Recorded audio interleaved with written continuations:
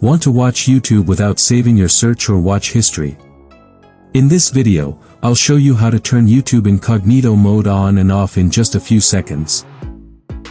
First, open the YouTube app on your Android phone. Next, tap your profile picture in the bottom right or top right corner, depending on your app version. To turn Incognito Mode on, tap Turn on Incognito. You'll see a black incognito icon, and YouTube will stop saving your searches and watch history for that session. To turn Incognito Mode off, tap the incognito icon at the bottom or top of the screen. Then select Turn off Incognito.